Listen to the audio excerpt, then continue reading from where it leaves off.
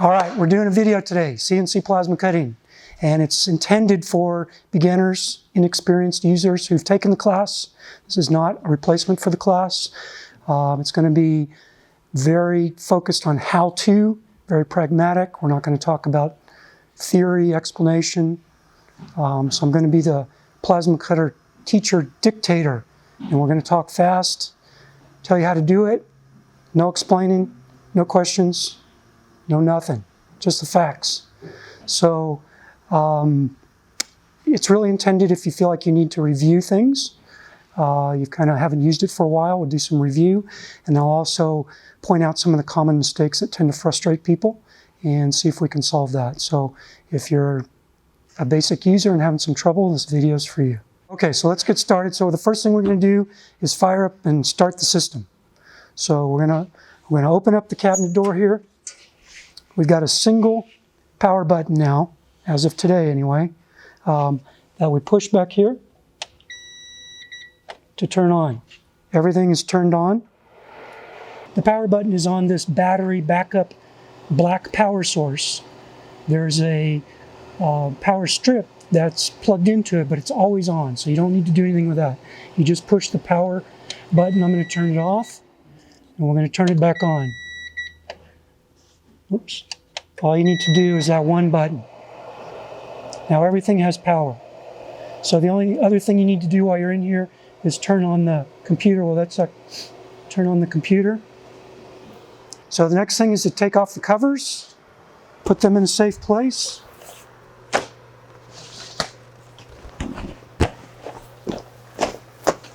Now we're going to walk outside, turn on the compressor.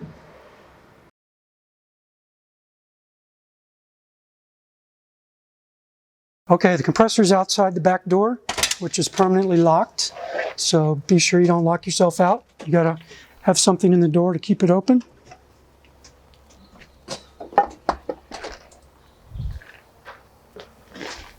And the compressor is located here. There's going to be 3 switches or valves you have to take care of. First is to turn it on, which actually says auto, not on. Turn on auto. Okay. The next is to power on the power strip. It might be loud. And the final thing is to open the valve, because right now the compressor is isolated from the hoses. I'm going to open up the valve. Okay, so now you should have pressure at the table. Okay, and after the compressor is turned on, you need to clear the filter lines. These are traps that need to be cleaned or cleared if there's anything trapped. So you turn these. Check the pressure gauge, make sure you have adequate pressure, which is somewhere around 110. And then we'll turn on the plasma cutter just to show you how to turn it on. The switch is in the back, so you turn it on. And then you come to the front. There's different modes. We're going to put it on sheet metal mode, solid sheet metal mode, which is marked here. And then this is going to be your amperage outage, which you'll adjust. But since we're not going to turn this on until we're cutting, I'm going to turn it off for now.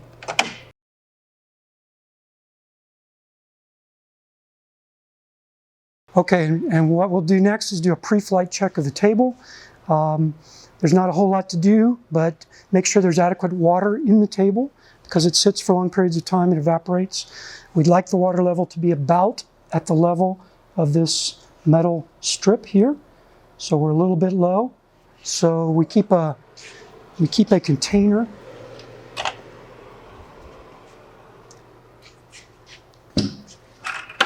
conveniently labeled plasma table that you can use to fill with water. And if you need to put water in,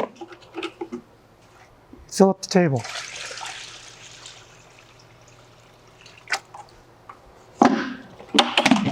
Next, you want to make sure the rails are clear, because the gantry and motors are going to be moving on these rails, and people will frequently put either wrenches, move the welding machine too close so the motor hits.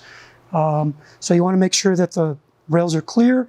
If you need to, it's probably a good idea to always sweep them off. And then even better, the rails probably should be wiped down, and you can just use a paper towel and just wipe down all the rails to get all the sticky water that's left on there. So that's pretty much the pre-flight inspection of the table before you get going.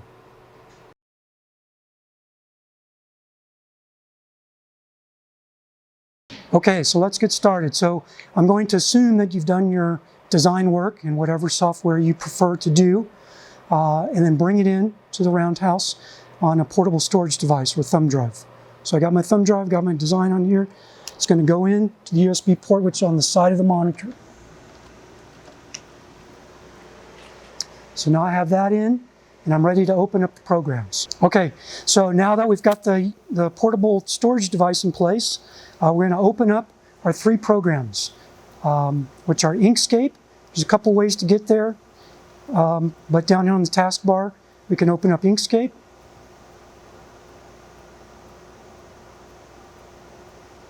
And I'll minimize that for now.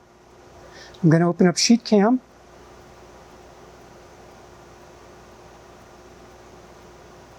I'll minimize that. And I'm going to open up the controller software, which is Mach 3. It comes up with some options of what you're using, router, tube cutter. Of course, we're using Plasma. So we're going to say OK on Plasma, which goes by default. And now we've got our controller open. And I'm going to minimize that. So now we have all of our software open. And we're going to start the workflow process, which starts with opening up Inkscape and pulling in your SVG file into a Windows Inkscape. I'm not going to explain why that's important, but whatever you've designed in, it needs to come back into an Inkscape Windows software. And so what I'm going to do is I'm going to import my SVG, or I'm going to open it. Since I've been here already, I'm going to do Open Recent. And we're going to do basic shapes with an error, SVG. And there is my design that I've done at home. It's in SVG. If I highlight it here, it gives me the size, 5 inches by 3 inches, which is appropriate. That's what I wanted. Sometimes there's errors in scaling, so you want to check that. So once you got your design into Inkscape SVG and you're happy with it, you need to save it into a DXF file, which is a transfer file. So you really don't need that for anything except to transfer things. So you go to File, Save As, and now you come down here, and it's by default has SVG, but when we click the down arrow, we want DXF, which is right in the middle. There's only one of them. You hit DXF, it's going to default to the same name you had before, and it's going to go to the same file you had before, so make sure it's where you want it to be. And you hit Save, and you're going to get this window here. Again, remember I'm the dictator. We're not going to explain anything. Unclick or uncheck, untick the RoboMaster type. Tick the lightweight polyline. The base units are in inches. This is Latin 1. All default, left blank. Okay. So now it creates a DXF file. Since I already have one, it's going to ask me, do you want to overwrite it? I do. You may not have that.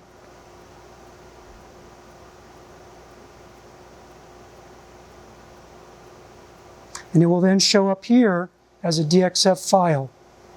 It's no longer SVG, it's DXF. So you now have a file on your portable drive that's a DXF. You can minimize this because theoretically we don't need it anymore. We're going to open up SheetCam. There's a few ways you can do this, but I would just open up File. You can do a new part if you want, but I would just do Import Drawing, and you find your drawing. So mine was in this folder. It's right here, DXF file, basic shapes with error. There, DXF, I'm going to open it. Okay, you're going to get this box here. What you want, it's got to be in inches. Otherwise your scaling will be off. Your drawing position wants to be in the bottom left. Everything else is unticked. Untick points for drilling. Untick colors as layer names. Tick use drawing name as part name. Okay. And then it shows your part. I'm not going to spend much time how to manipulate things in here because you've got to learn how to use SheetCam. But what you do need to recognize is that these colors are very important. Red, yellow, and white. So in my drawing, I should have red, which is an exterior cut. And then I should have yellow as an interior cut. And this circle should also be yellow because this is an interior cut. But it's coming out white, which is not correct. What white means is you have an open pathway. Clearly this line is open. That's fine. That's what I want. But I really don't want the circle to be open. So there's an error there. So you should recognize that. And the best way, I think, to find out where the error is to go up here and hover over these, view. I'm not sure what the name of them are, but here it says they'll show the segment ends. It will show path ends. The segment ends are just your nodes, okay, which are there. That's not really helpful, but the segment ends are very helpful. So you should have 2 segment ends on your open pathway. Here's 2 segment ends there. That shouldn't be there. Those should be closed. So if I zero in on there, you can see that I didn't close those when I was drawing. Okay, so at this point I would probably go back into my original design and fix that, which I will do real quickly. I think I've got a file without the error. I can't remember because I don't want to spend time on it. Let's just close all these out. Okay, so this would be a file. Let's say I've made the repairs of the errors that I had. I'm just going to put the line back in.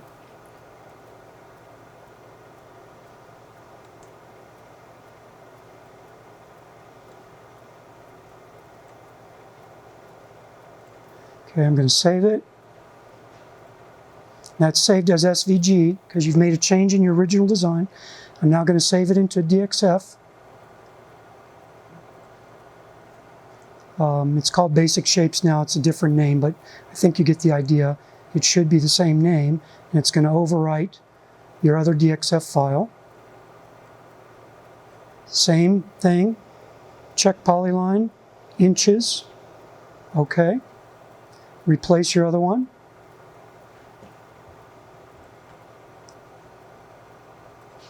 And now we're going to get rid of this one by doing new job. And we're going to import the new.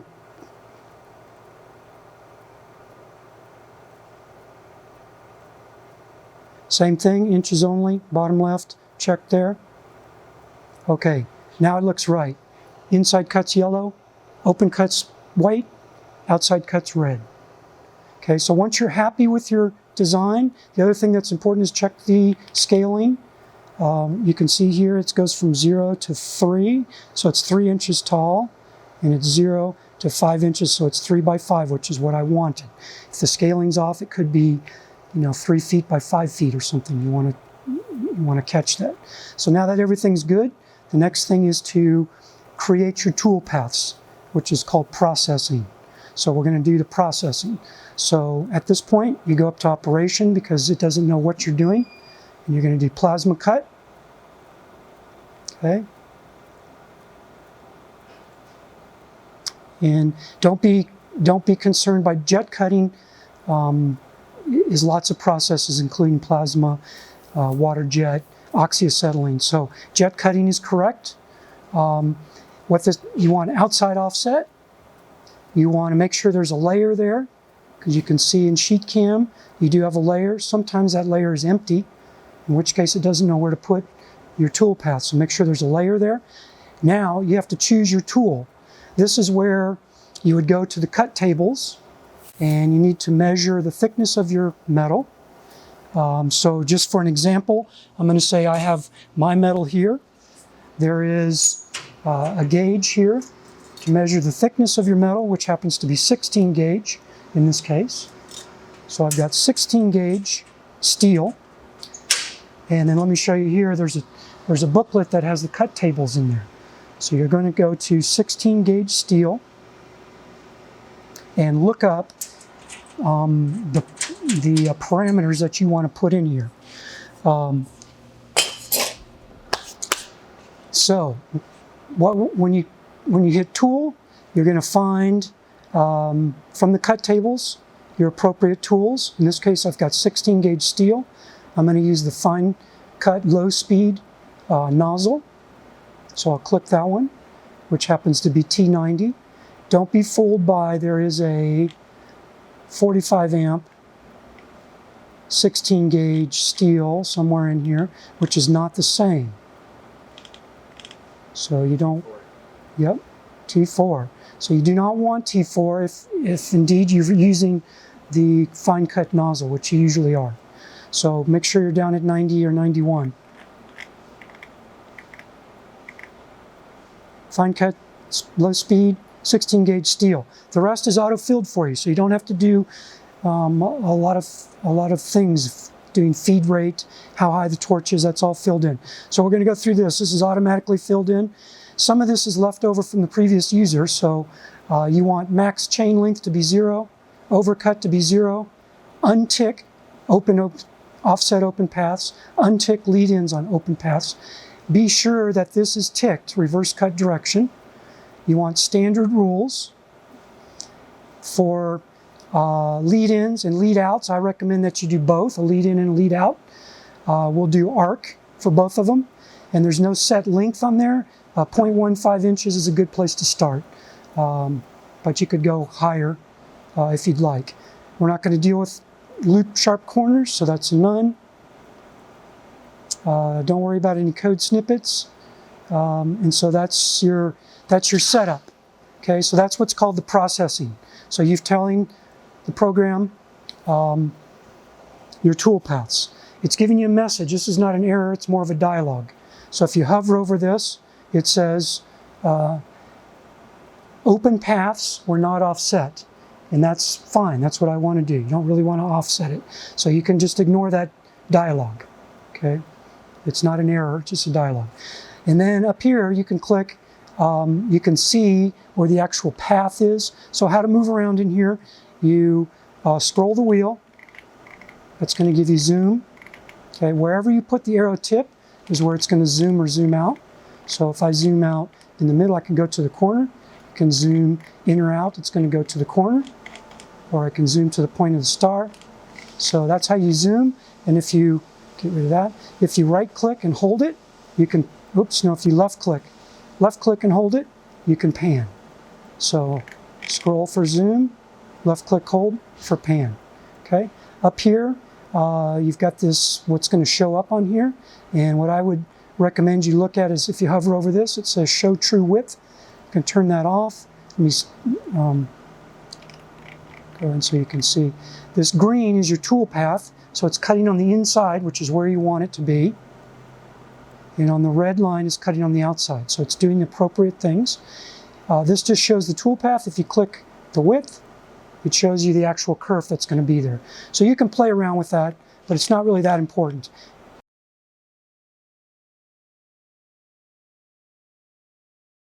Okay, at this point we're going to create the numerical controls, or the G code. So we go into the post processor. We've done the processing. We're going to the post processor. There's a shortcut right here, or you can go under File and say Run Post Processor. Okay, and basically it's saying I'm going to make a file with all the numerical code. Where do you want me to put it, and what do you want me to call it? Where it's got the same name, it goes in the same folder unless you put it somewhere else. And it's a TAP file. Okay, I already have one, so it says, do you want to replace what you have? And I'll put yes. Okay, so now I have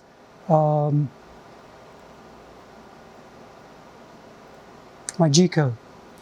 So now I'm going to open up the controller for the table, which is Mach 3. Open that up.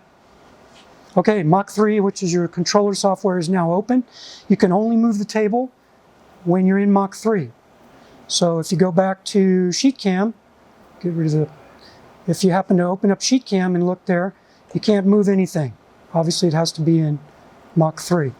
Now you can't move anything in Mach 3 either until you reset it. So anytime it's been turned off and turned on, you reset, well, you can't reset. So there's two reasons you cannot reset.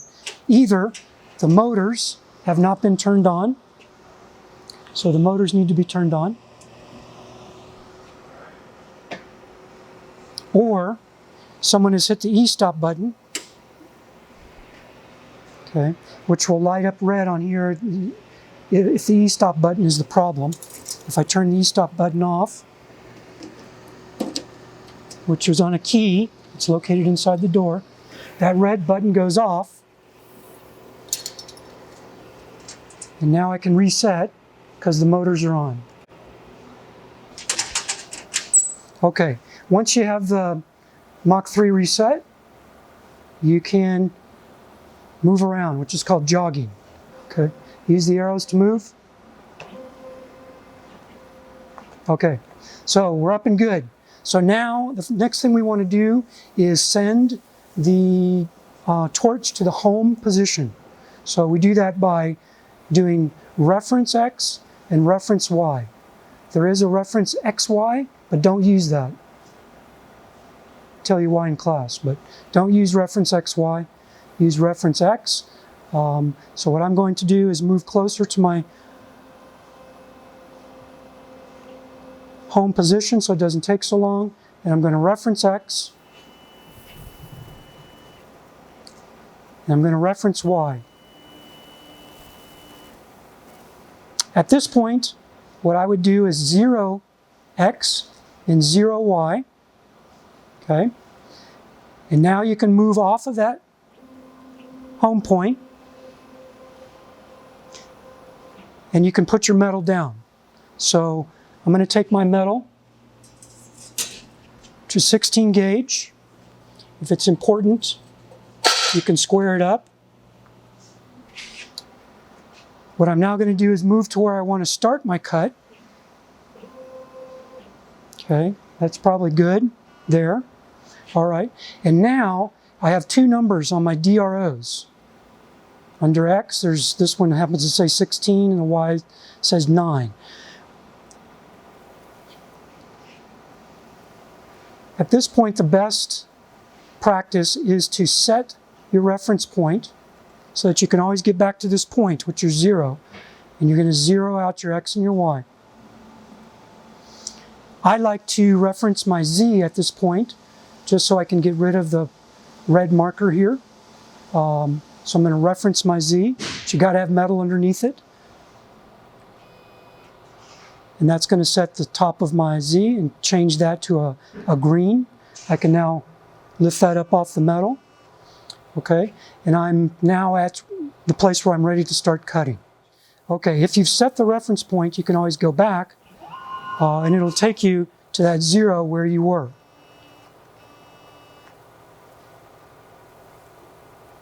Okay, so now we're ready to cut. I like to have all of these referencing indicators to be green, and I like all of the axes to be at 0. So I 0 out the Z, just so everything is ready to go in my mind. So now that everything is ready to go, the next part is to bring in your G-code. So you're going to load G-code. So you hit load G-code. You find in the folder where you were, my basic shapes, which is a TAP file. And I open that, and you should get some lines of gibberish here, which is your G-code. And you also, in this screen over here, will get a picture of your cut. And this manipulation is a little bit different. You have to left click on it once, just to, in other words, it doesn't know where you are. So I'm going to left click over here once, and then you can scroll in and out. And then if you right click, you pan. So scroll, right click, scroll, right click.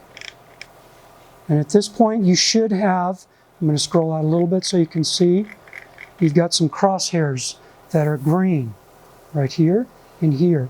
And this is your 0 point. That 0 point should be at the bottom left of where you want to cut in your picture.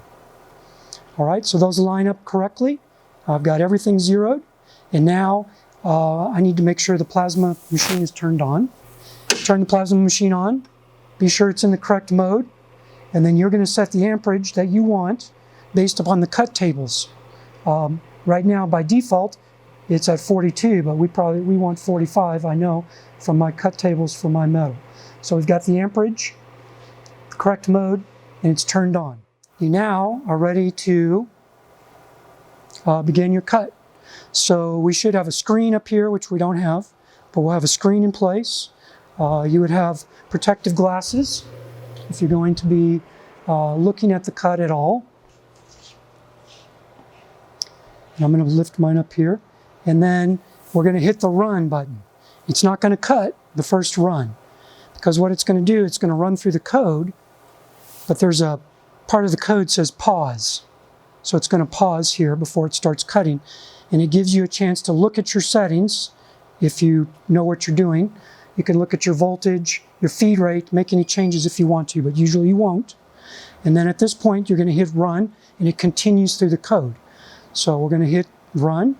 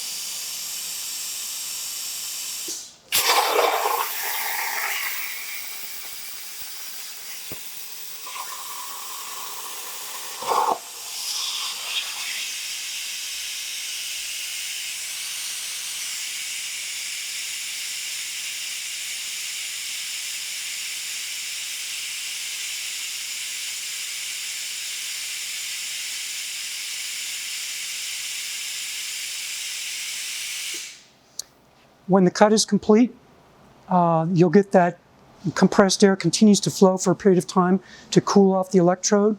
There's nothing you can do to stop that. You just have to wait till it stops. If everything has gone well, it returns to 0, raises to a safe height, and now you can move the torch away if you'd like.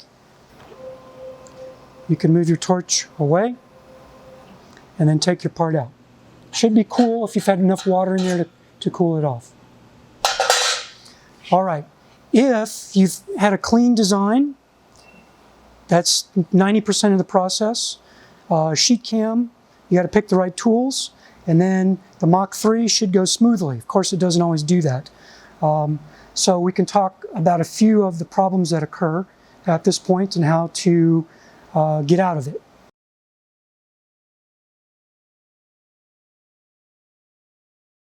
Okay, so at this point we're going to talk a little bit about some of the common frustrations and problems that keep people from finishing their project. Obviously there's an innumerable number of problems that can occur, but these will be some of the common ones. So when you turn on, if you've gotten this far, you've turned on Mach 3, which is the controller. Remember we talked about it has to be in reset, or you cannot move your cursor. Or you cannot move the torch, I'm sorry. The cursor moves fine, but the torch will not move. So if you find that you can't move your torch, you have to figure out why. The first place to look is at your reset. Make sure that that is appropriately reset. And remember, if it's not, you have two things to look at. Either the e-stop button is on, or the motors have been turned off. So hit the reset button, make sure that's on. If your cursor still don't move, probably it's because you're in run mode. So when this software is going, you're either reading G-code or it's letting you do things manually. This run here will be lit up when it's in G-code. When it's reading G-code, it's not going to let you do anything. Okay? So if the reset button is good and you can't move, check the run button. If you need to move the torch, you're going to have to get out of G-code. Okay, and then some final things that sometimes confuse people is if someone used software limits that were set up, you need to turn those off to make sure it goes. So if we go to, I think it's under settings, there's two things. Software limits are usually off, but if the last person used it and they're on, sometimes it will limit your your torch in a way that you can't understand why it won't move. So turn that off. And the final thing is sometimes people have turned off the jog, in which case you will have no jog. So those are the reasons that your torch will not move. Back to program run. So at this point, I should have torch movement, which I do. Okay, so let's go to a cut, and then there's two types of errors. One is an error on the pierce, which is the most common because it's a very complex movement, as we've talked about in class. So it's frequent that there's errors in there, and as it's touching off the plate and trying to fire, it just won't fire. So an error on a pierce is something you need to recover from, and it's fairly easy. So let's do that. So I'm going to rewind my G-code, which is over here. So I'm going to go to the beginning. I'm going to set where I want to start again. So I'm going to move my torch to about there. Okay. I think that's fine. And we'll zero that out. So we're going to 0x, 0y, 0z, and all my references have already been done, so they're green, so we should be good to go. Now, we know that this file cuts fine because we just did it. So what I'm going to do is I'm going to turn the plasma cutter off and simulate that the torch will not fire. So let me turn this off.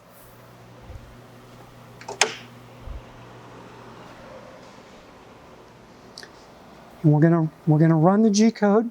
The first time we hit run, remember nothing is supposed to fire. It's just reading all your important information. And then when you hit run, it's going to do the touch-off sequence. And then when it says to fire the torch, it won't fire. And when it doesn't fire, here's your torch fire. It's supposed to be firing. It won't fire. It stops movement. So now the question is, how do you recover from that? Well, it's fairly easy. What you're going to do, you can't do anything because you're in run mode, so you're going to hit stop. Now you're going to go backwards. You got a left click on here so it's green. In other words, that means you're in the G-code, and you're going to scroll backwards until you find a code that's called M05, which means the end of the last cut. Now, of course, I stopped it at the beginning, so we're not going to have an M05. So I'm going to pretend like we stopped way over here somewhere. Okay, so wherever it stopped, M03 is the sign that says fire the torch. Okay, so let's pretend like we did a fire the torch and it didn't turn on. So from that point, we're just going to go back to M05, the first M05, and we're going to do set next line. Okay, and then we can go ahead, and then we got to turn on the plasma. We got to correct the problem if you can identify it. In this case, it's to turn on the plasma cutter. The most common, well, when you get a torch that won't fire, you will usually get an error sign on the plasma cutter. So you should look at that. It's usually a number, 030, 021, and then you can look on the inside of this door and you have a list of all the numbers and what the errors are. And I can tell you the most common errors, there's two of them. One is you forgot to turn on the compressor and it won't fire with no compressed air, and you'll get the error code 022 or 021, which says low gas or no gas. The other error is if you're doing sheet metal, the metal is very flexible, and as the torch comes down and tries to come up, the metal stays with the torch and you never get a gap. If you don't have a gap, it gives you an error that says consumables are stuck. So that you need to either have a thicker piece of metal or be very careful. You can put some weights on it and hold the metal down, but you have to be sure that you don't hit those weights. Okay. Okay, it's you've had an arc that's gone out during the pierce. You scroll back, you have to click into the green, scroll back to the M05 code, which is the end of the last cut, set next line, and now you should be able to run, and it will start at that line. So at this point, if I haven't screwed up, well, let's start. I'm going to stop it.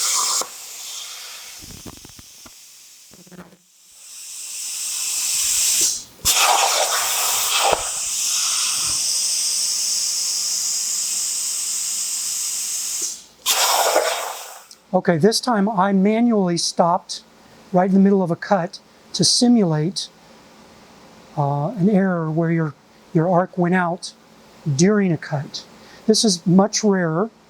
We've got a backup battery, so even if the power goes out, well, actually that's not true. The battery keeps the computer and things going, but if you have a power outage that flickers, your plasma cutter will go out and the arc will go out in the middle of your cut. So a cause of this would be a power outage. The most common cause, however, is your torch, you've set it up on the metal wrong, is going over an open space, off the edge of the metal or into an area that I've already cut. And once it's into open space, the arc will go out. So you've got to correct that problem. And we won't go into it here of how to get out of open space. But once it's stopped, in this case, I can restart it. But what I'm going to do is I'm going to restart. So we're going to click on here. I'm going to go back to the MO5. There's my MO3, which was the torch came on. I'm going to go back to the MO5, which is the last cut ended. I'm going to hit set next line.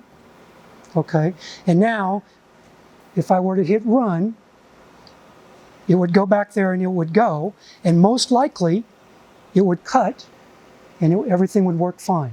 However, you are cutting over a line that's already been cut. It's an open space. So the best practice is actually to let the torch touch down, come up to a specific height, and then stay at that height and cut. So we do that by turning off the torch, the manual torch. So the torch height control. Turn it off from auto to manual, turn it off. And now when you run, it's going to touch off.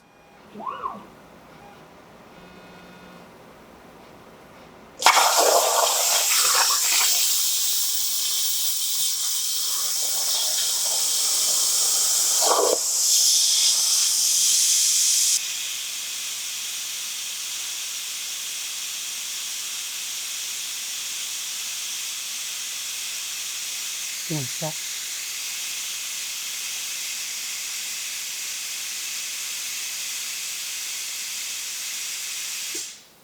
And it will cut over the previously cut line where it stopped and then begin cutting new metal. You can either just leave it without the torch height control, or if you have a long way to go, you can turn it back on once it gets into new metal. So you would just click this into auto and then let the code flip it back on. You don't really have to turn it on here, but you can. All right, that's the errors that I had in store for you guys.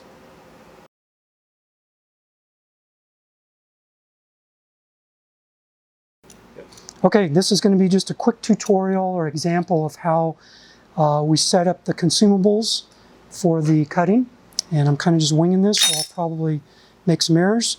But the first thing you need to do is know what type of metal you're cutting. Usually it's going to be mild steel, especially as a beginner. And then you need to know how thick it is. So we have these gauge measurement devices. There's two of them which hang on the inside of the control panel door. And you know how to do this, I'm just reminding you. You just kind of march it through to the thickness that fits. The next one does not, so you go back to the one that fits, and then you read it, and this one is 16 gauge. Okay, so I have 16 gauge mild steel. That's your first step. The next thing you're going to do is take that information and go to your cut charts. These cut charts were made by the plasma cutter maker. What you want to do is find the lowest amperage cut chart that will cut your metal. So you start with fine cut.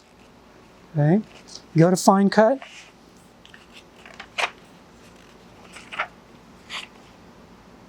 And we have low-speed fine-cut stainless steel.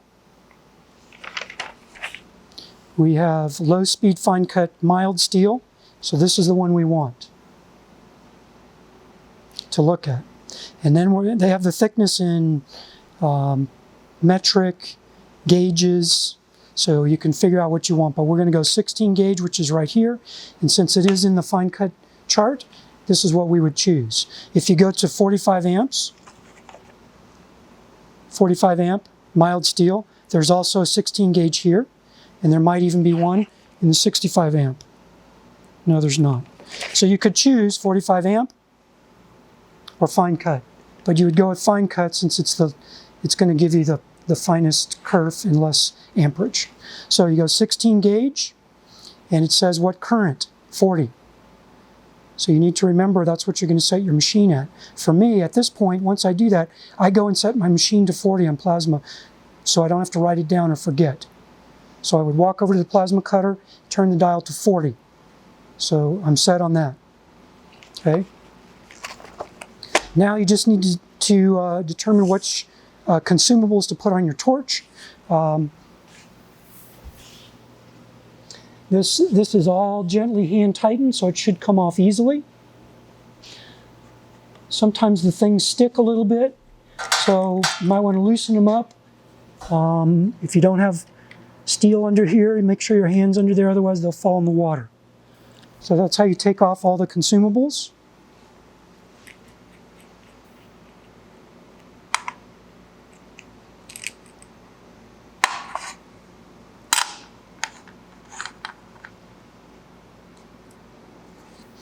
With each cut chart, there is close by a diagram of how to put the consumables together. So you can use that for reference. This is called the retaining cap, or sometimes people call it the nozzle holder. But this is a retaining cap. This is the same no matter what you're doing. The swirl cap is the same no matter what you're doing. The electrode is the same. So the only thing you really need to do is put in the correct nozzle and shield.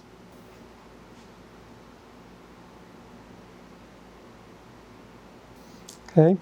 If you look at the diagram, you can see what they look like. But with the fine cut consumables, the shield is this shape as opposed to the other shape, which is here. There's only two shields, so it's pretty easy.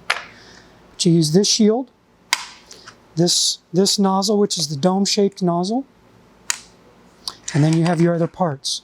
They're arranged here, usually the 45 amp, 65 amp, and the fine cut are supposed to be like that so that you kind of can find them. But in this case, we want the fine cut shield, fine cut nozzle, and then just put them together. And so you can follow this. You got the retainer cap, put the shield on there,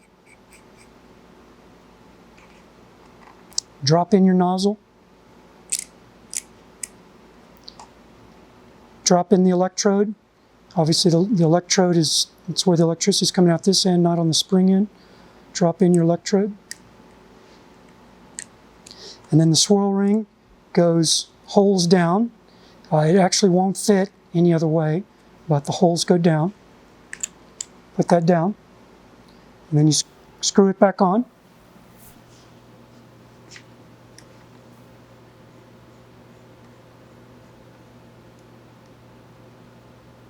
Just snug. And you're ready to go. Just one more point, if you had a thicker piece of metal and you were using a different amperage, you might use a different shield and a different nozzle. But as long as you match them up to your cut tables, put it on your machine, you should be good to cut.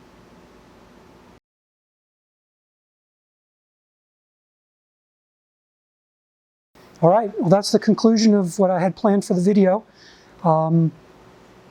Hopefully it's helpful. The shutdown process is pretty much everything in reverse. Be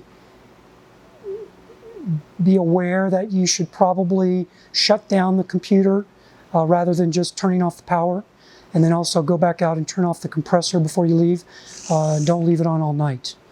All right, that's it. Happy cutting.